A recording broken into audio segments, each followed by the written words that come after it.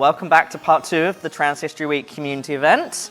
I've already introduced myself, but I'm Jamie Wareham from QueerAF, pronouns are he, him, and I'm here with a fabulous cast of creatives and journalists.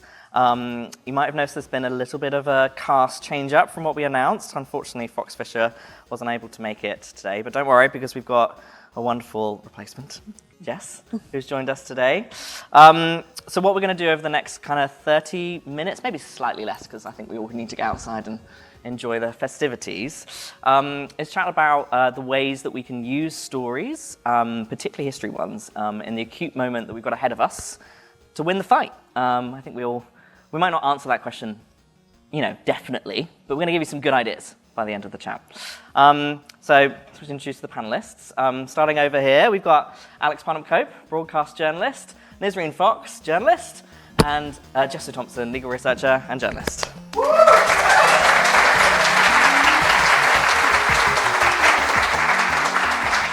So I want to start by asking each of you to tell us a little bit about the story behind the work that you've done with Trans History Week and QueerAF over the last 2 years.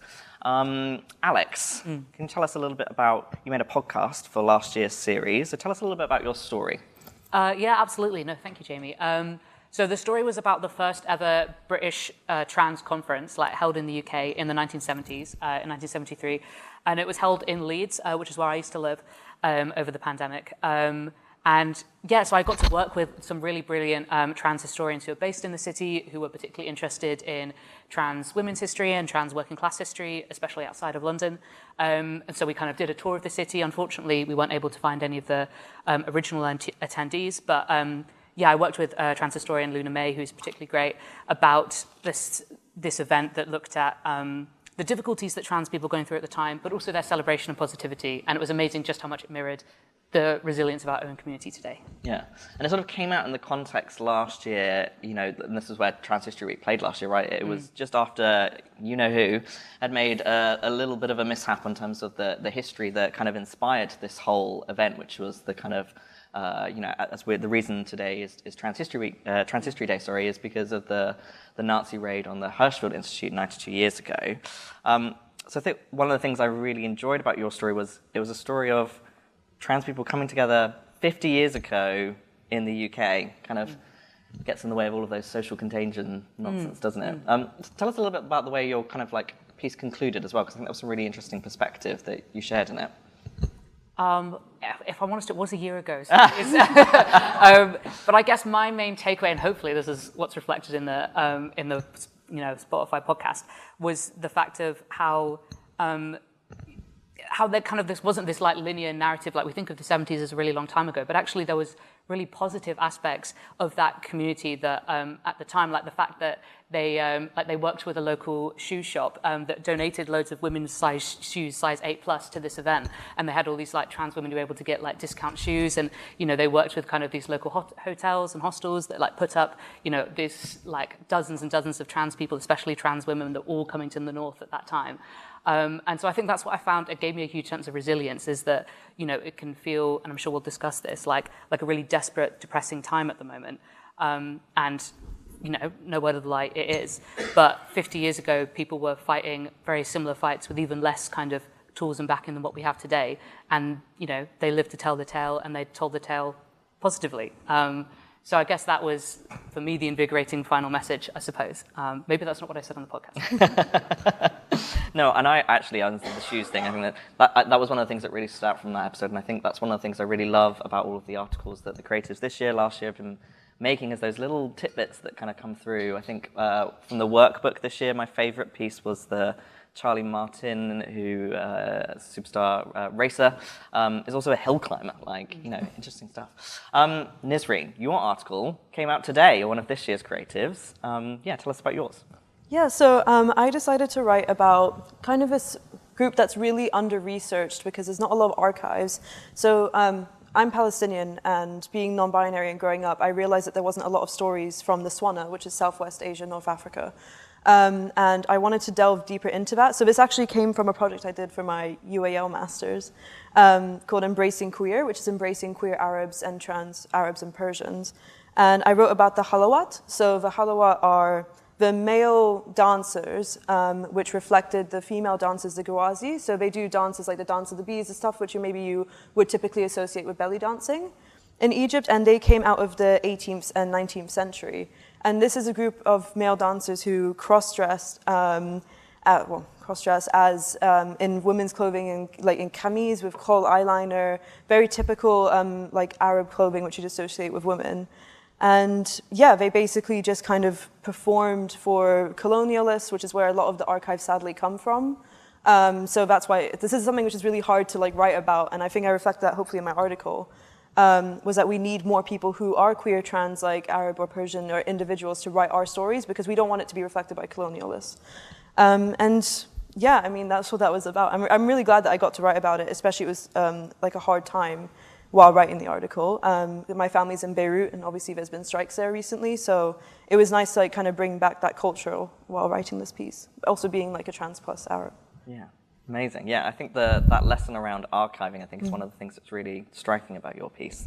Thank you. Jess, I was going to ask Fox about the illustration that they did for yesterday's story, which I think is a really interesting one because it's a story about a protest of trans women that took their tops off because the rule was to use their term, biological women couldn't have their tops off, and so they did this topless protest at a swimming pool. They all got arrested, but it created the newspaper attention that kind of started the fight. So, you know, what you've been writing for QueerAF in the last couple of weeks is obviously around the Supreme Court case. Tell us a little bit about that and kind of what that's been like. Yeah, so I'm sure some of you have heard about this case. Yeah, I think what's really interesting to me is that I've been writing about the history we're making right now, right? It feels like such a significant political moment. Like the last 2 weeks for me have felt horrific in a lot of ways, but also in some ways really optimistic, and that I've seen the community to be like absolutely galvanized, to be brought together, to be energized, and our allies too, in fighting back against the horrible stuff in the Supreme Court judgment, right? So it actually gives me hope, because looking at the struggles of history, you have to understand that rights are never won, and then you've just got your rights, and then it's all over and done, right? Fukuyama was wrong, right? There is no end of history. These fights will be eternal and continual, and we have to constantly be there to fight and defend our rights. And that, in some ways, sounds exhausting. It right? is exhausting. Yeah, yeah. But I think in other ways, it's also really positive in that you know that you're part of history, right? And you're part of this struggle that dates over centuries, over millennia.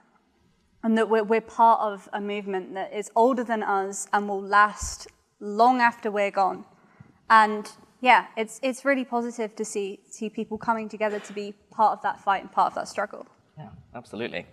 And I have to ask you this because what many people won't know is the story behind this picture. And I just think actually, given what you just said there, it's kind of, it tells, we should tell the story. Okay. So tell us about this picture, because I think it brings to life what you just said. So it's very funny. This picture was taken of me outside Honor Oak pub when I was reporting on a bunch of far-right protesters who attacked the pub because they were running a drag queen event at the pub. And that picture was taken of me by the fascists and posted on Twitter to try and harass me. Only I took it and I used it as a profile picture because I think I looked amazing. So yeah, that's it, right? Like this is, and it's why I've loved working with QueerAF for a few years now, is because you let me do the journalism I want to do, you let me tell the stories I want to tell, and it's why the work is so important. Oh, thank you, Jess. That's really wonderful.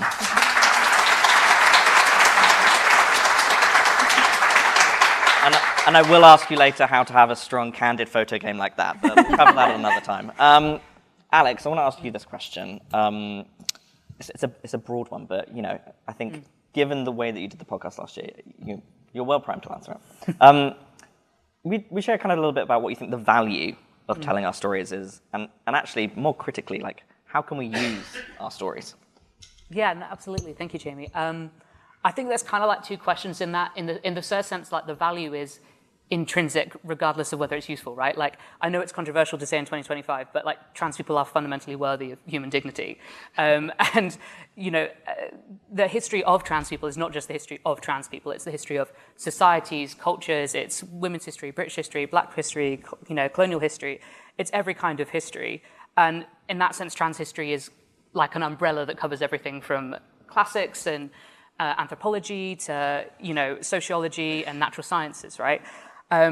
Because its basic premise is just that gender diversity is a natural facet of human life on Earth, and a factual premise. Having said that, I think everyone in this room knows that in the current political context, transgender history is therefore not just an intellectual exercise. It's not just something that's interesting in and of itself, although that is true. It is inherently political, and that is a reflection of the fact that, you know, the stigmatization, segregation, and removal of trans people from British public life is taken its sort of next step at the moment, and then that is a very well-funded, you know, media and political campaign, and I don't think anyone in this room is naive about that fact.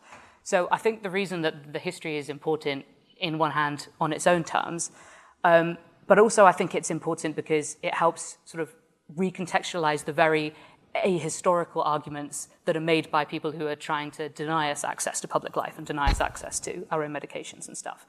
And, you know, transgender history is not going to change the opinion of the small amounts of, you know, very well-funded and well-organized zealots who hate us. They know that we've always existed. That's why they don't like us. But I think transgender history does have a really important role in changing, you know, our perception in members of the public. Like, hopefully not everybody who's reading these, as much as it's great that they have a trans audience, is trans. I really hope people are sending them to their mums, to their co-workers, you know, to their friends. And I hope that wider audience is realizing that, you know, we've always been here. We've actually been having these exact same debates about, you know, the definition of sex and, you know, our inclusion in equality law, even in the context of British legal history, which I'm sure Jess will go on to, are completely cyclical. We've had these, you know, these have been exhaustively examined. And so I hope that, you know, by discussing transgender history, it will let people know that transgender people are going to be here way before things like, you know, the current culture war discourse, and we'll be here way afterwards. And I do find a quiet kind of strength in that. Yeah, absolutely. There's part of me that wants to say the culture wars have always been here and they always will be, but I undermine slightly what we're trying to go for. Nisreen, a similar question. Why is learning about trans plus history important? And the reason I'm asking you this question as well is I'm kind of interested in your perspective on this because of the international context a lot of your journalism is set in. Yeah. Yeah, so I think when I was thinking about how to answer this question, what came to mind is that a lot of prominent historians, institutions, as we all know, are cis, straight, white men. And I think that it's so important that we need to learn from marginalized communities because we need to write and archive our own histories. For instance, as an example, like I wouldn't necessarily want my archive, let's say of the Halawat, to be archived by colonialists or like through like the colonial mindset of the Western world. So it doesn't reflect who we are as Arabs in that, as trans Arabs in that nation. So a lot of history has been affected by colonialism and rewritten and has kind of like fallen under like redacted archiving. I don't know if that's a word, but like a kind of that sort of like notion. And you know, we see this in a lot of ways where, for instance, so a lot of my work revolves around Palestine. And there's a lot of pinkwashing which happens in Israel where they kind of will announce to the world, we preserve trans stories, we preserve trans people and queer people, but in reality there is a genocide which is happening, and that is happening against trans and queer people who live in Palestine and in other countries as well. And so, you know, I don't want them and other Western bodies, like for instance in the UK now with this kind of oppressive, abhorrent ruling, which are, you know, I mean, it's hard to say, but essentially killing our trans plus siblings. I don't want them to be the ones who write my history. And I don't want them to be the ones who, like, that's where other people are, like you said, like when they're sending it to people who maybe aren't aware. I don't want those articles or those pieces to be ones where people are learning from. I want it to be learning trans plus history from the marginalized communities which are involved in them. You know, we can't trust these institutional bodies or these oppressive forces to archive our own histories. And I think that's really important for me. It's why we need to learn from them. Yeah, totally. Thank you so much. Jess, you have been a journalist for a little while now.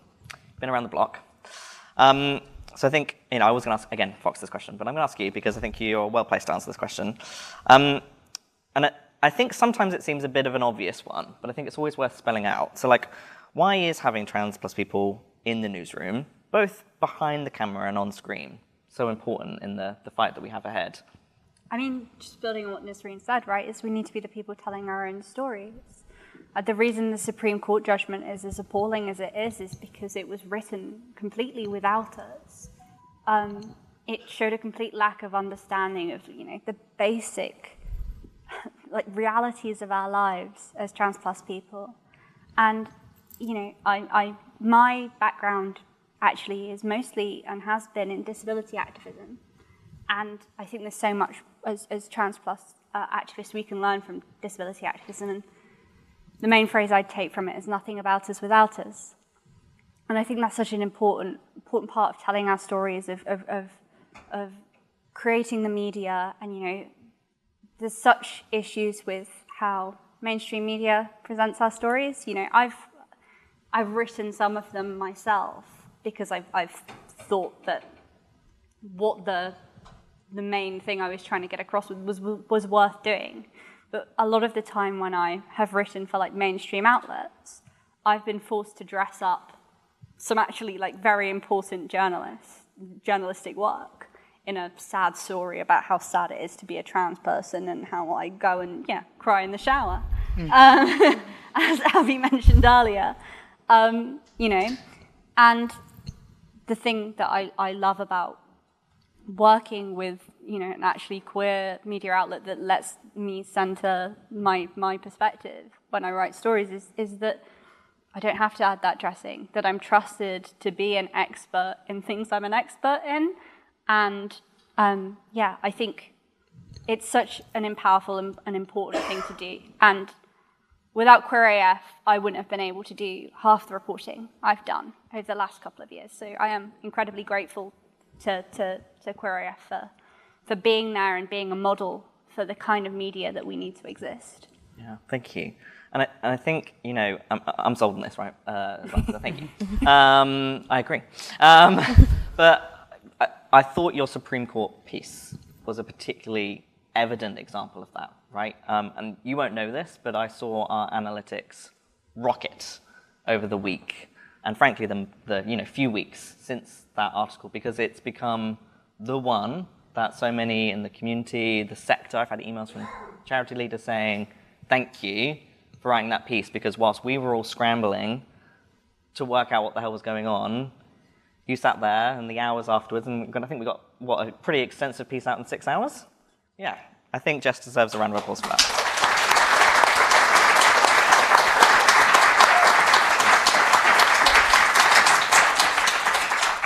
And I certainly have been using it to advocate to media leaders, as I do most of my week, for them to do better. I've been sending them your article and also your piece on the update, which if you run an organization or a single-sex space and you're a service provider, you should definitely read because it's very interesting. And I've also been advocating for people to flip the ruling on their head using that advice, so yeah. We're going to ask some questions for the panel from all of you in a moment, so start thinking. Remember, quick questions, not statements. We just want to ask the folks on the stage something. So whilst everyone's thinking about questions, question for everyone on the panel. What lessons from history have you picked up on that we can apply to the Pride season ahead? Does anyone want to kick us off? Lessons from history? Yeah, lessons from history that we can apply in the Pride season ahead. Well, do you want to go first? Yeah, are you sure? Yeah, knock yourself out. So this is something which I've been thinking about a lot, and it kind of bounces off what you were saying about the type of journalism which we're allowed to do. So for context, I studied journalism, so specifically social justice journalism, because it was the only place that I could find that did it at UAL. But a lot of that course also meant that I was kind of forced to learn how to write what we call unbiased journalism.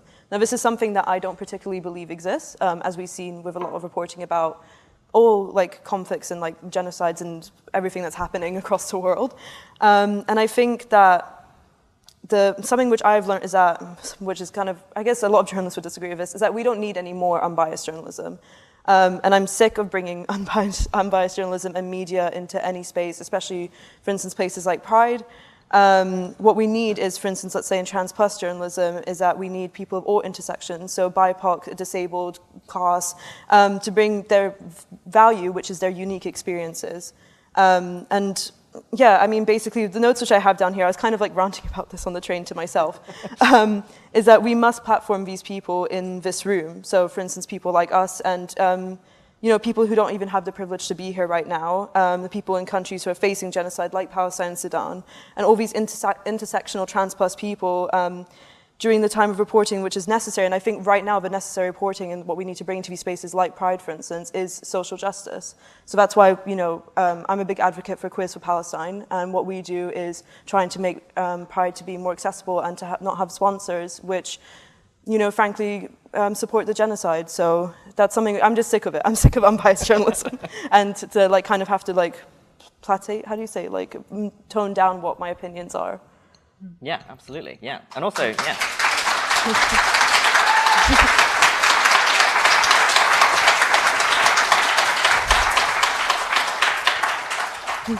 Yeah, and cut through the noise and bring the nuance, right? Yeah, Marty always jokes at me because I'm trying to bring nuance back to the internet, but I will die on that hill. Alex, Jess, who would you like to go next? I guess I was just thinking about something on the way here, which is that I used to live in New Zealand, and I used to volunteer with a really, really great charity called Gender Minorities Aotearoa, which are like a transgender charity that works specifically with Indigenous people. And one of the fallouts from the Supreme Court judgment that we've maybe heard less about in the UK was that New Zealand First, which are a minority party, but they are in government and coalition in New Zealand, tried to introduce a private members bill, basically a la Supreme Court.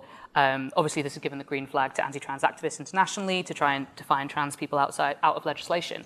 And I think what I found quite heartening about the reaction to that, as well as the reaction to that from people that we'd assume would be our allies, was from the Indigenous community. And because of the legacy of takutapui, which is kind of an umbrella term for Indigenous and trans and queer identities in New Zealand, saying not only is this unworkable, unfair against the basis of equality law, it's also against the basis of thousands of years of Indigenous history and the reality of Indigenous participation in society has always included gender diversity. And to see Te Pāti Māori, which is the Indigenous political party in New Zealand, say that very clearly, and to be petitioning for the withdrawal of the bill, I think was such a brilliant moment of that kind of cross-community solidarity, which we've talked about, and how that crosses so many communities and society in Britain, but internationally. So that's just a little, it's obviously not good the bill's been introduced. I don't think it's going to pass.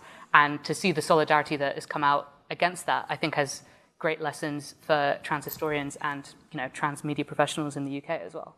Amazing, yeah. I guess what I have been thinking about over the last couple of weeks is that nothing is new under the sun, right? We have won this fight before. We have, I think everyone was kind of shocked by the Supreme Court judgment, but they don't know about the case of Corbett and Corbett, which, thinking about trans legal history, trans women were living as women, were marrying men back when, same-sex marriage was illegal, were using women's facilities decades ago. And a legal case suddenly decided that, no, women is only defined as biological women. And it's literally where the definition in the Supreme Court case comes from. It's from Corbett and Corbett, right? But we went, we've had decades of having fought that, of going to the European Court of Human Rights, the case of Christine Goodwin, bringing that case, bringing that challenge, winning. Section 28, people like to say that what is happening to trans people now is what was happening to gay people before. But no, that's not the case. It was happening to trans people then as well. We were there, we were in that fight. We were fighting Section 28 along with everyone else. So yeah, we've won before, we'll win again.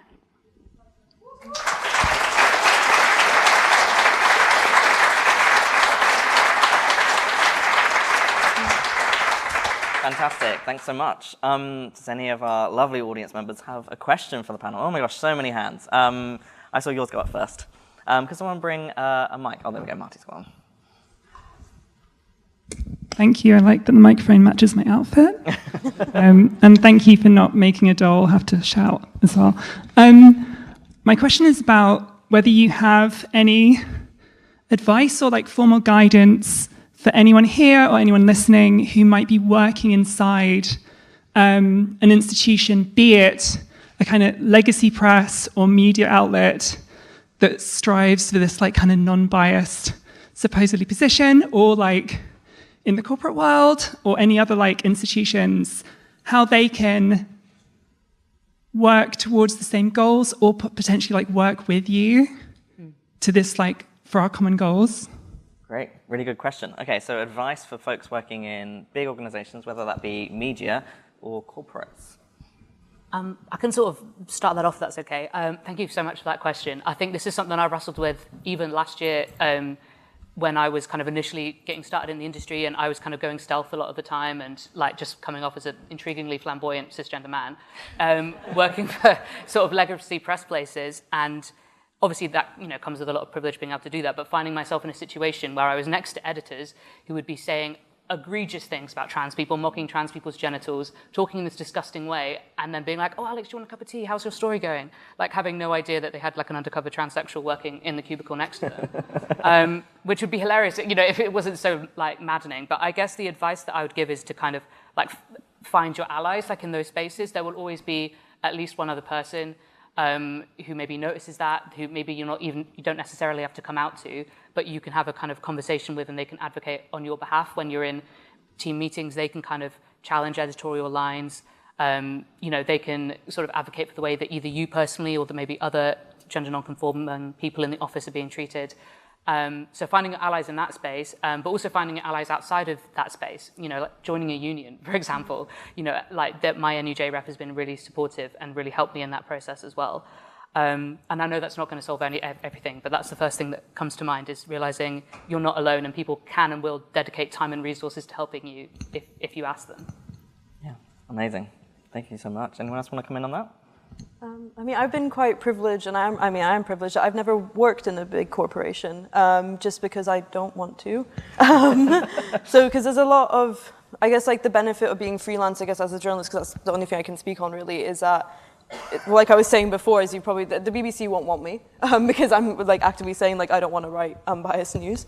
But yeah, I think my biggest advice was going to be to join a union as well. And I think also, if you can find, I guess, if you have like trusted people who are around you, something which I always like to do is that those people who can put themselves in the forefront, those people who have privilege, who maybe have, I don't know, anything more like financial privilege or just like anything, white privilege, anything that you can find, if they're able to go and speak on behalf of those who are feeling marginalized, to those, let's say, those bosses or those managers, if they feel safe to do so, obviously.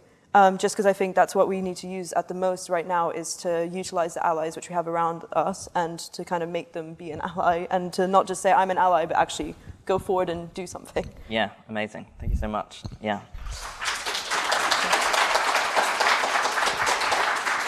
So also thank you, Alex, for being such a good example of how we're trying our not-so-secret queer militant agenda is to pack the newsroom full of us and change it from the inside. Another question, please. Oh, yes. Thank you. Not to one-up you, it also goes with my outfit. And you looked gorgeous.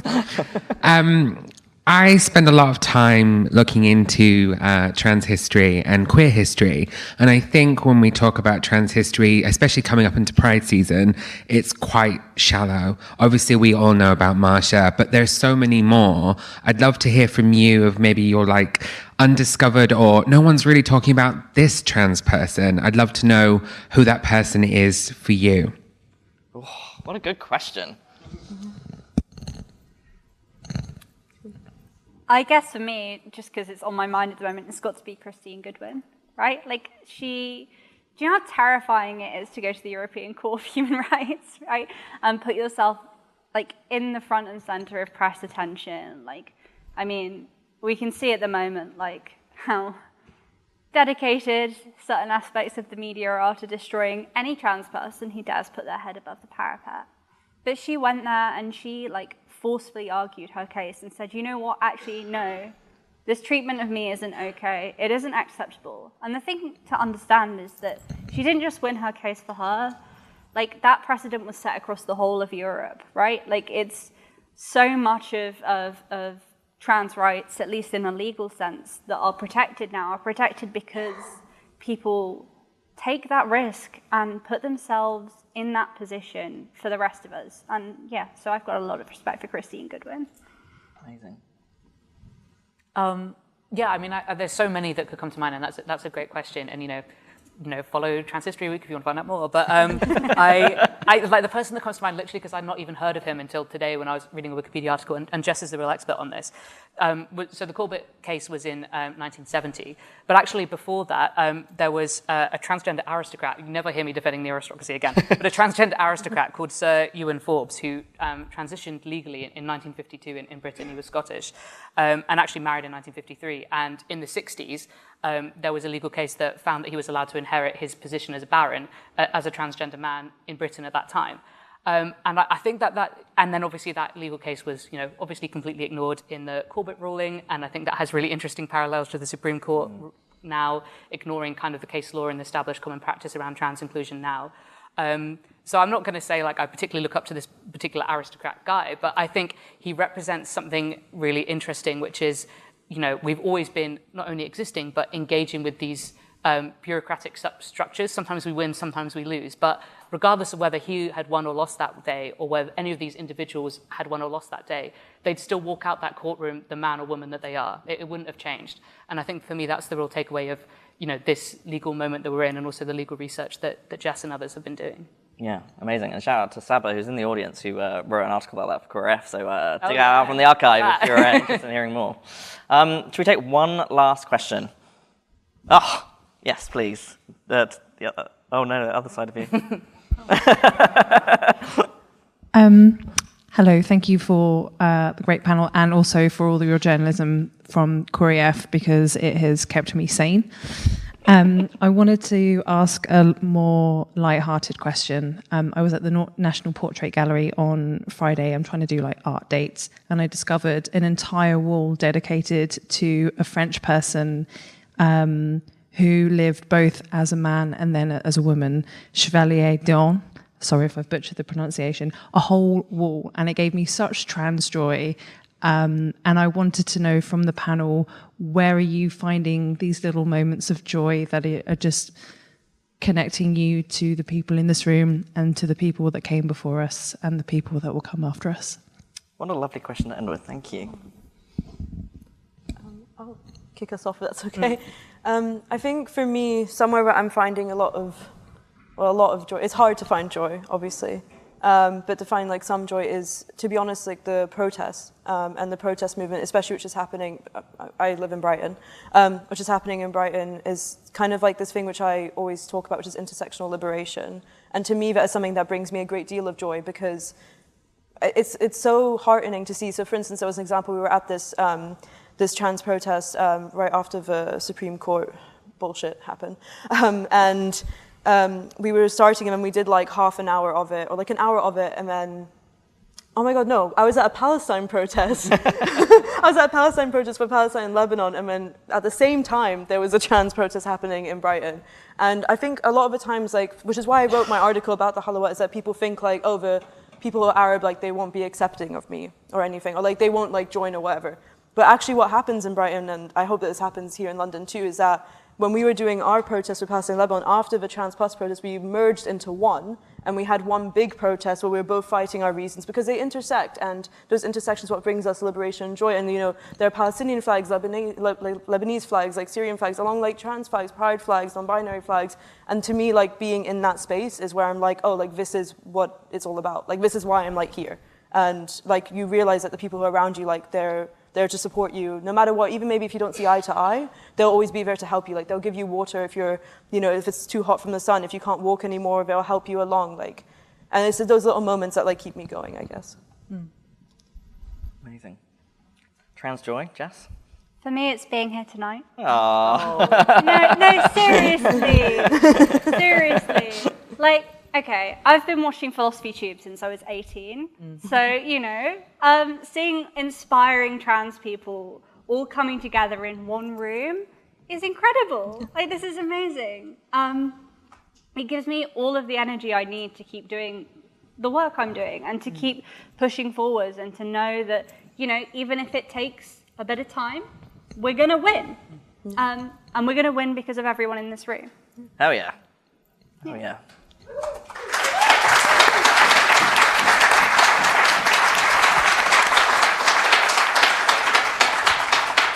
Alex, how about you? I don't think I can top that one. Right. I guess if you can't tell from my accent, I'm not from London. I'm from rural Gloucestershire, which is where I work, doing some more local journalism stuff. And I think I've also being in a rural area, and you know, transsexual in the village, like it is a very isolating experience. And I'd already been fighting a lot of stuff with, work and medical stuff already, as a lot of trans people have. And this was kind of another. Like I was on holiday when the announcement came, and then I was like, oh great, I'm going to return a woman. That's brilliant. But and then I went. I saw someone had actually organised a local protest in a local park, and I was quite surprised by that because it doesn't have a big sort of trans community in my area. And then just going to this park, and actually I saw someone that I went to primary school with, who's now a primary school teacher, and she's a cis woman, but she was there. She had a sign saying like, I want to protect my trans students. And I just found that so moving because like I hadn't seen this person in a while, and it's such a small community. But even in that area, there were people that are sticking up for us, and even things like the local women's group at my mum's church are like now making the statement that they include trans women and always have. And I know that that's quite micro, and that might not feel like much of a salve at the moment, but I think I found that really reassuring that we're still members of the same community. I'm still going to wake up tomorrow and use the men's toilets and carry on as I always have. And so I think even on a micro level, seeing how communities like rally around us, I found really touching. Amazing. Trans History Week, Alex Parnham Cope, Nisreen Fox, and Jess O'Thomson. Thank you so much. And let's invite Marty back to the stage. Do you know who Lynn Conway is? Without her work on the microchip, you wouldn't be listening to this podcast. If you want to change the future, start living as if you're already there. Did you know that there are genderqueer ballroom voguing scenes in both India and Wales? As an institution, if you could give anybody a hope to live, you have achieved the greatness. And how much do you know about the eccentric Reed Erickson, who funded research into dolphin telepathy and pioneering gender-affirming surgeries when no one else would? Most important book, The Transsexual Phenomenon. This season on the award-winning QueerAF podcast, we're back for more of the history lesson we never had with Trans Plus History Week. 6 Trans Plus audio producers are here with stories from trans history to help us understand the queer world we live in now and how we can march for our future. Knowledge of our past is fundamental for our liberation.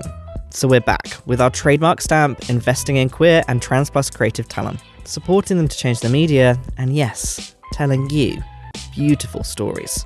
Look out in your podcast app for a special live recording with Philosophy Tube and House of Dragon's Abigail Thorne with Netflix's Sex Education's Anthony Lexa, out on May 7th, and the whole series coming out in June and all the way through Pride season. We are QueerAF, and yeah, so are you.